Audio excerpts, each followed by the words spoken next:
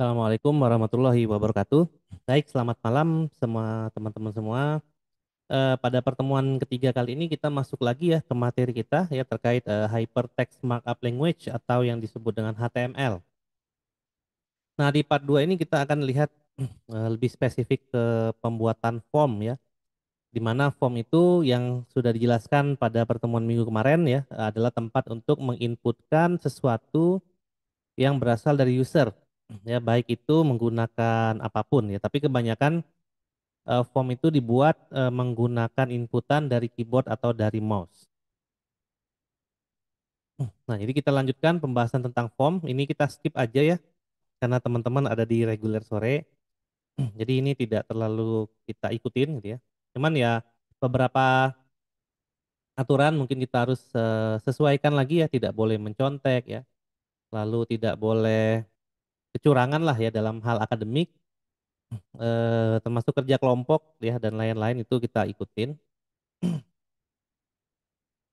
Oke, jadi masih membahas mengenai form ya dalam HTML. Jadi memang tag form itu kemarin juga pernah dicontohkan sedikit gitu ya mengenai tag form digunakan untuk membuat suatu form atau formulir ya dalam bentuk dokumen HTML yang memang digunakan untuk diinputkan dari pengguna. Jadi yang bisa diinputkan itu adalah apa yang ada pada blok dari tag form dari HTML tersebut gitu ya. Nah, data yang dimasukkan bisa macam-macam. Bisa teks biasa, bisa karakter, bisa atau kita masukin pilihan ya seperti kemarin kita contohin pakai radio button atau pakai drop down menu gitu ya. Atau bisa pakai checkbox itu juga kita bisa masukin. Checkbox itu berarti kita bisa memilih lebih dari satu gitu ya dari pilihan itu. Kita masukin gambar, video untuk diupload dan dokumen juga kita bisa masukkan untuk diupload. Nah, nanti dokumen yang diupload itu biasanya akan tersimpan di server ya, di dalam server. Untuk pembuatan web menggunakan server itu nanti akan kita bahas gitu ya. Jadi kita akan membahas lebih banyak mengenai form dulu di pertemuan kali ini. Nah, ada beberapa atribut dalam form yang biasa kita pakai gitu ya, karena memang form ini kan bentuknya adalah event atau interaksi lah gitu ya antara user terhadap si aplikasi yang berbasis web. Nah, ada beberapa atribut yang kita biasa pakai ya di dalam tag form, mereka udah dijelasin di dalam tag form itu suka ada elemen. Dan elemen itu diimplementasikan dalam bentuk atribut. Ya, waktu itu kita contohin misalnya bikin paragraf warnanya mau jadi warna merah gitu ya. Atau dalam body, bodinya mau pakai background, warna bisa backgroundnya adalah gambar, bisa dan lain-lain. Nah, di sini juga ada di dalam form beberapa yang kita pakai. Yang pertama adalah action. Action itu kita pakai untuk mengeksekusi event dari form. Misalnya ada form login, kita masukin username dan password, kan di bawahnya pasti ada tekan tombol login gitu ya. Nah, kalau login itu ditekan, apa yang akan terjadi pada aplikasi kita? Nah, gitu ya.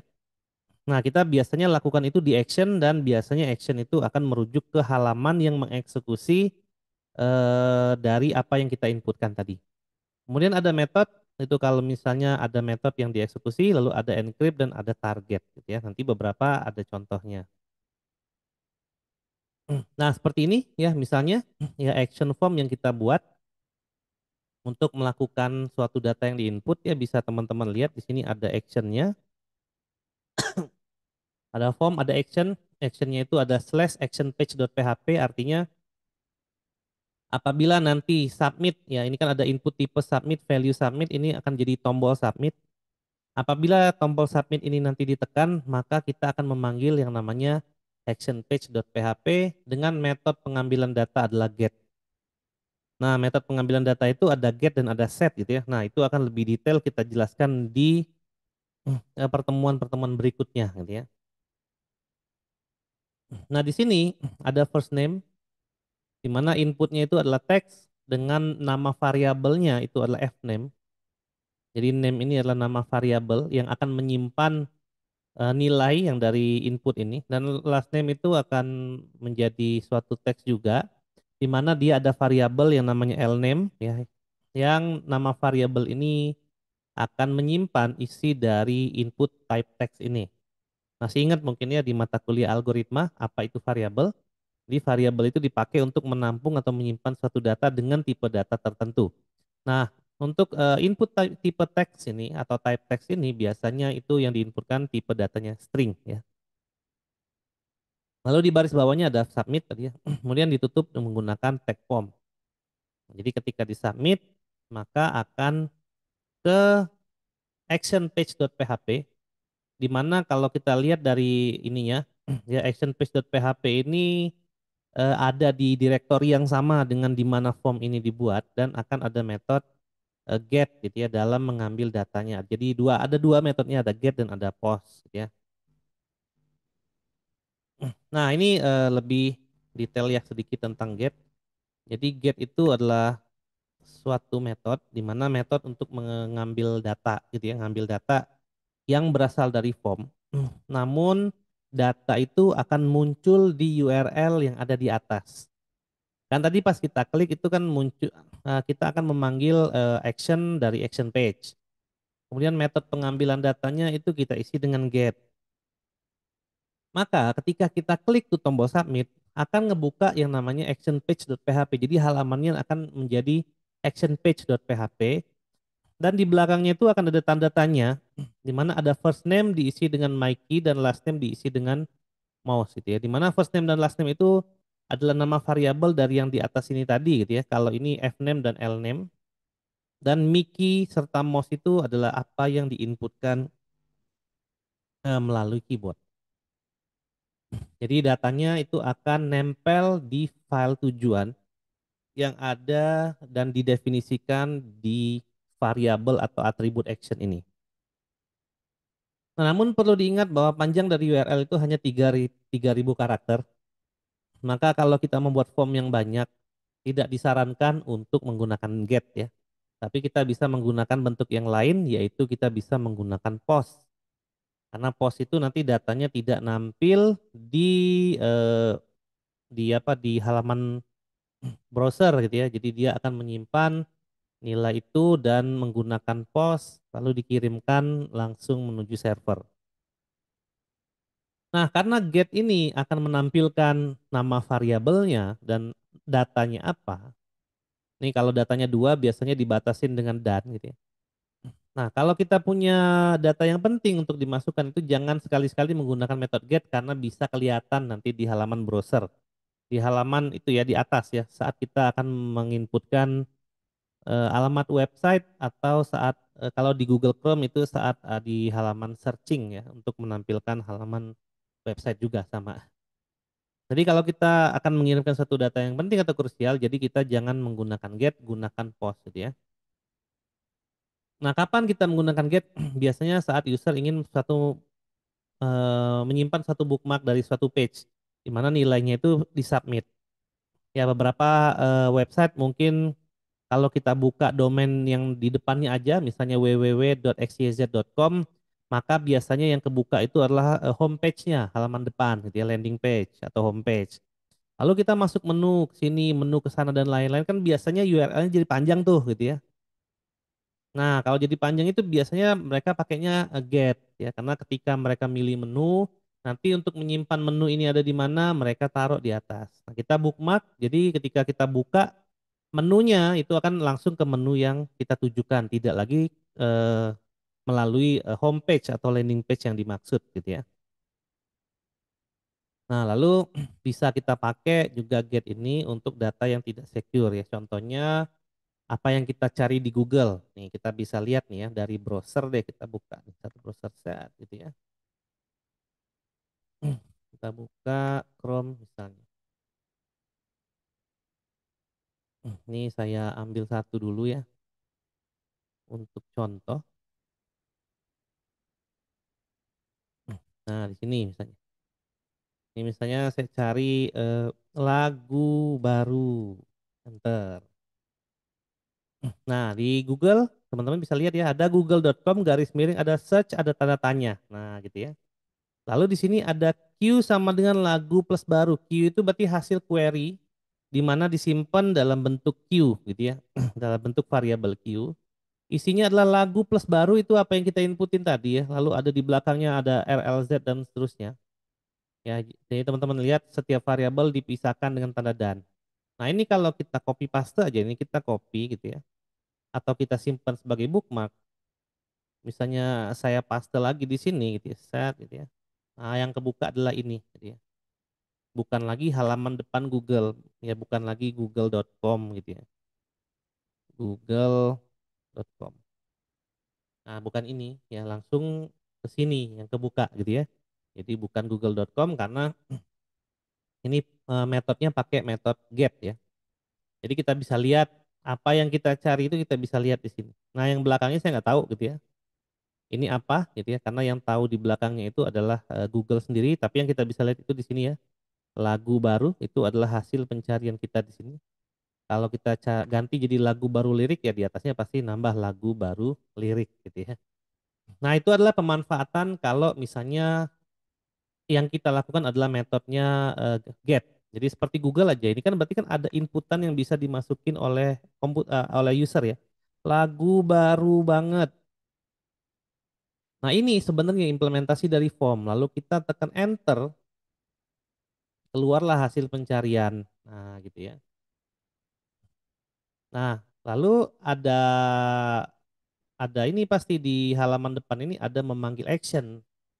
Ada memanggil action, kemudian di redirect hasilnya itu ke sini sesuai dengan apa yang kita inputkan. Jadi kurang lebih ya karena PHP juga gitu ya untuk Google yang Google pencarian itu dia masih menggunakan apa HTML.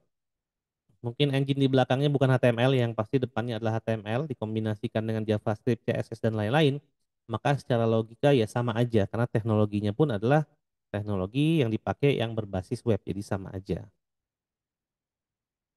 Ya seperti itu kalau kita ngomongin metode get ya. Lalu metode yang kedua adalah post. Jadi di sini biasanya metode post. Jadi biasanya minimal teman-teman ingat ada action dan ada metode yang harus ada di form agar form yang kita bikin itu bisa disubmit, bisa dimanipulasi, bisa dikirim datanya ke halaman lain dan seterusnya. Nah, kalau ini dia tidak muncul di URL tapi langsung dikirimkan sebagai value ya ke dalam server. Biasanya post ini dipakai untuk menyembunyikan hal-hal yang penting seperti username dan password ya, seperti captcha dan lain-lain biasanya. Nah, kalau tadi URL memiliki panjang yaitu 3.000 karakter gitu ya untuk panjang URL. Jadi terbatas banget. Nah, sedangkan post itu tidak ada batas panjang. Jadi kalau mau ngirim data dengan ukuran yang besar pun kita bisa menggunakan post. Nah, lalu kalau kita pakai post itu tidak bisa di bookmark gitu ya. Jadi tidak bisa di bookmark. Jadi kalaupun kita nanti akan mengisi suatu form, ternyata formnya itu menggunakan post, begitu kita copy paste seperti tadi linknya, ya itu berarti akan kosong lagi gitu formnya. Kecuali nanti isi dari form itu disimpan di namanya session atau cookies. Nah itu nanti akan kita bahas di pertemuan-pertemuan selanjutnya, gitu ya. Kemudian ada encrypt, ya encrypt encrypt type ini ya. Di sini ada value digunakan untuk mengenkripsi suatu nilai atribut ya sebelum itu disubmit ke server. Nah, tapi ini cuma bisa dipakai di post, di get nggak bisa. Jadi di get itu nggak bisa di-encrypt. Jadi kalau saya isi tadi di Google lagu baru gitu ya, maka yang akan tampil di URL adalah lagu baru gitu ya, tidak di-encrypt. Jadi di-encryptnya bukan di situ. Tapi biasanya ini kalau kita pakai post, kita bisa pakai encrypt value, artinya value-nya yang akan di-encrypt. Value itu misalnya ada nama variabel diisi dengan satu data, nah datanya itu adalah value. Dan biasa juga digunakan untuk mengencrypt data yang mungkin sifatnya bukan atau mungkin bentuknya bukan teks ya, tapi bisa image, file dokumen PDF, Word dan lain-lain ya, image gambar maksudnya. Itu biasanya dipakai pakai itu. Nah, ada beberapa value yang bisa kita pakai. Ya, salah satunya bisa mengencode gambar gitu ya. Kalau kita pakai teks ini dia bisa mengencode semua teks, menghilangkan spasi dan lain-lain, atau ada juga yang multipart jadi dia bisa mengencode karakter-karakter yang macam-macam gitu ya. Nah, jadi seperti itu kurang lebih untuk value encrypt ini tadi. Kemudian ada target. Nah, di sini ada target juga. Target ini biasanya lebih spesifik ke dokumen gitu ya, ke link dokumen. Jadi bisa jadi misalnya setelah disubmit kita ingin membuka dokumen baru gitu ya. Jadi pas disubmit buka tab baru. Nah, itu juga bisa gitu ya. Atau begitu disubmit dia mengeksekusi dirinya sendiri. Atau kalau di HTML-nya kita bikin suatu frame, ya kita bikin satu frame dalam tampilannya dia hanya dieksekusi di frame yang mana. Nah, itu bisa gitu ya. Jadi itu nanti tergantung dari kita mau ngapain ya. Namun secara default itu biasanya defaultnya self ya, self. Ini default. Jadi begitu saya klik dia tidak akan membuka browser baru atau membuka tab baru, enggak. Jadi dia untuk ke dirinya sendiri. Seperti yang Google tadi ya, yang saya contohkan. Di tab yang itu, begitu saya tekan submit, dia tetap di tab itu aja. Dia tidak open new tab atau open new Windows atau open new browser, enggak gitu ya. Nah itu yang dimaksud dengan target yang ada pada atribut ya ketika kita membuat suatu form tadi. Ada kan sebagian misalnya dia berhasil login, login berhasil dia pindah ke tab yang baru untuk menampilkan hasilnya. Ada juga yang enggak, ada juga yang membuka yang di iklan biasanya itu membuka apa tab baru terpisah gitu ya dan lain-lain. Oke, jadi di sini kita contohkan ya seperti Alpha Form. Jadi materi yang ketiga ini memang cukup sedikit ya untuk HTML. Kita contohkan seperti apa itu form. Seperti biasa kita bikin di sini gitu ya. Kemarin nama filenya coba kita bikin pakai teks dokumen lagi gitu ya. Di sini kita namakan coba lagi .html. Nah, gini ya. Ini kita coba edit menggunakan eh, edit notepad aja ya. Ini IDE saya kurang belum diinstal Visual Code tapi rasanya udah, cuman saya lupa gitu ya. Kemarin ada HTML gitu ya di sini, kemudian kita tutup dulu jadi HTML, tutup dulu HTML-nya. Kemudian ada head gitu ya.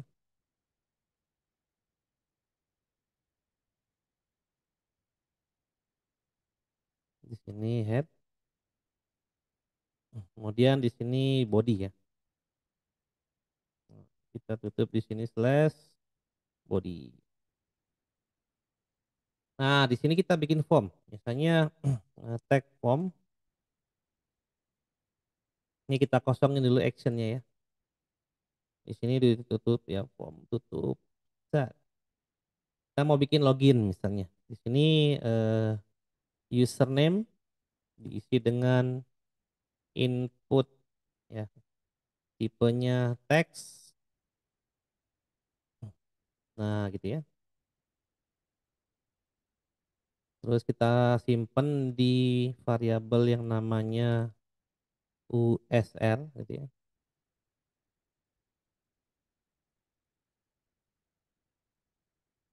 Mana tadi? Ini saya agak lupa juga ya sintaksnya. Iya benar. Kemudian di bawahnya password gitu ya. Ini saya copy aja.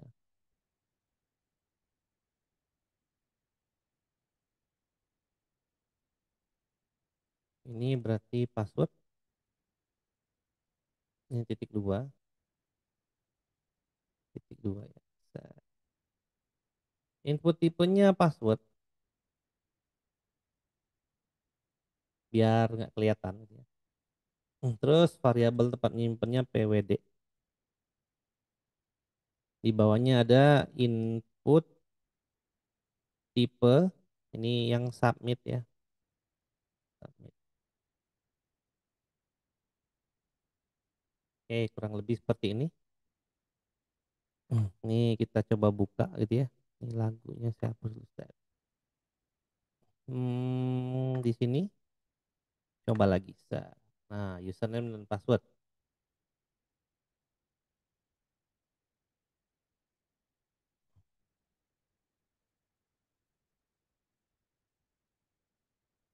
Mungkin biar enak saya ubah dulu di sini. Biar ke bawah ya. Ke bawah itu pakai BR ya. Ini juga pakai BR set. Nah, gitu ya. Terus saya buka di sini set. Nah, kan gitu ya. Username dan password. Saya masukin di sini Ivan. Passwordnya Ivan juga, tapi tadi karena tipenya password jadi kayak gitu. Tekan submit. Nah, gitu ya.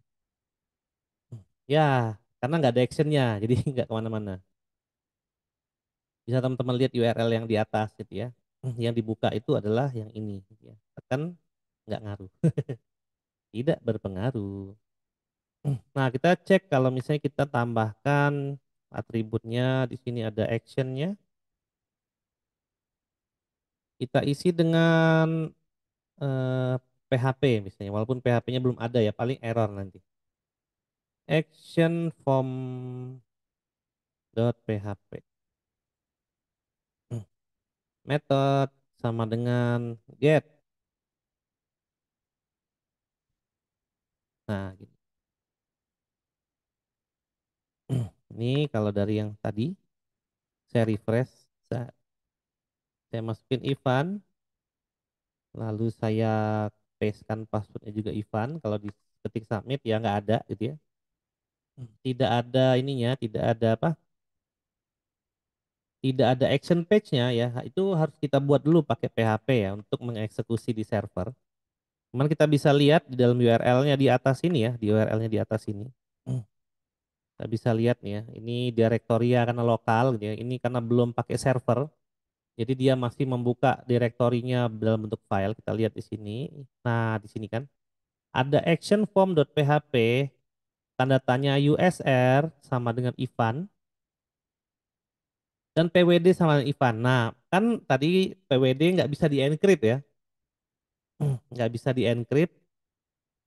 Jadi dia cuma nge-hidden doang dari HTML-nya. Makanya biasanya kalau username dan password itu tidak pakai get, karena kalau pakai get nanti kelihatan. USR dan PWD itu adalah ini dia nama variabelnya tempat menyimpan ya dengan menggunakan name. Ya ada USR dan ada PWD. Ada action form.php metodenya get. Jadi kalau metodenya get itu kelihatannya seperti itu. Seperti ini gitu ya. Nah, kelihatan. Tapi kalau kita ganti nih metodenya pakai post. Misalnya di sini pakai post gitu ya. Coba kita buka lagi. Nah, gitu ya. Kita buka lagi lalu kita isi dengan sesuatu. Ivan misalnya. Passwordnya Ivan lagi. Lalu kita tekan submit. Nah, di sini kelihatan kalau kosong gitu ya. Nah, hanya ada action form.php saja, tapi sesungguhnya di dalam situ ya kita itu menampung apa di browser kita itu mengirimkan USR dan PWD tadi dengan isi Ivan dan Ivan. Tapi tidak ditampilkan dari halaman tersebut.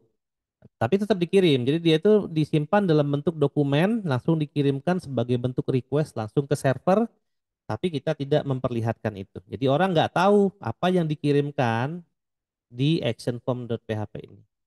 Ya, orang nggak tahu apa yang dieksekusi di dalam actionform.php ini. Nah, itu perbedaan post dan get gitu ya. Nah, apapun yang ada di form itu akan dikirim semuanya. Apapun yang ada di form karena ini kan dua. Kalau saya tambahin lagi yang di bawahnya, ya misalnya teks lagi di bawahnya tambahin jenis kelamin dan lain-lain, tekan submit, maka semuanya itu akan ditampung ya dalam tag form itu.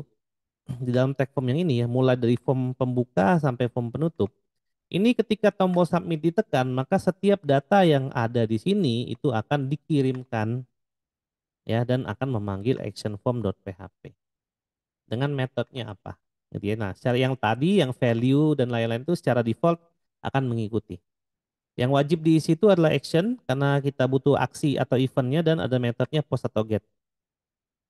Lalu ada tadi value ya itu nanti akan otomatis bisa atau kita bisa edit dan kalau memang tidak ingin diedit Kita bisa kosongkan aja. Ya, kosong juga bukan tidak ada isinya. Itu secara default diisi dengan nilai defaultnya ya. Seperti yang kita lihat tadi untuk value ada nilai defaultnya yaitu ini ya, self. Jadi kalau kita klik dia tidak membuka tab baru tapi dia akan langsung di situ saja. Tapi kalau targetnya kita isi dengan apa di sini blank, maka dia akan membuka window yang baru atau tab yang baru. Itu tergantung dari kita, tapi biasanya tergantung kebutuhan kita mau ngapain ya. Apakah memang dibutuhkan untuk membuka tab baru ataukah memang butuh langsung aja gitu, tidak perlu butuh tab baru. Nah, gitu. Jadi itu bebas. Ya, jadi kalau ada interaksi ya terhadap aplikasi web yang kita buat, kita gunakan yang namanya form. Apapun yang kita isikan di situ, jangan lupa kita simpan ke dalam satu variabel ya tadi namanya name, karena variabel itulah yang akan dikirimkan ke server nantinya dan akan diolah oleh server. Jadi tadi kalau saya memanggil action page.php, artinya .php itu halamannya ada di server, bukan di kita. Yang dikirimkan ke user atau ke klien itu adalah dokumen HTML-nya saja, di mana dokumen HTML itu hasil pengolahan datanya dilakukan oleh server, bukan dilakukan oleh klien atau user. Ya baik, mungkin segitu aja untuk pertemuan HTML kita yang kedua, materinya terkait form. Untuk bisa teman-teman pelajari atau teman-teman coba sendiri bagaimana cara membuat form. Tidak usah dihitung sebagai tugas, ini sebagai pekerjaan mandiri aja untuk teman-teman berlatih dalam membuat suatu dokumen HTML, terutama untuk membuat suatu tampilan atau suatu form ya yang tadi kita coba gitu ya untuk membuatnya. Itu aja ya teman-teman, terima kasih banyak sudah menyaksikan video ini sampai selesai. Saya pamit, wassalamualaikum warahmatullahi wabarakatuh.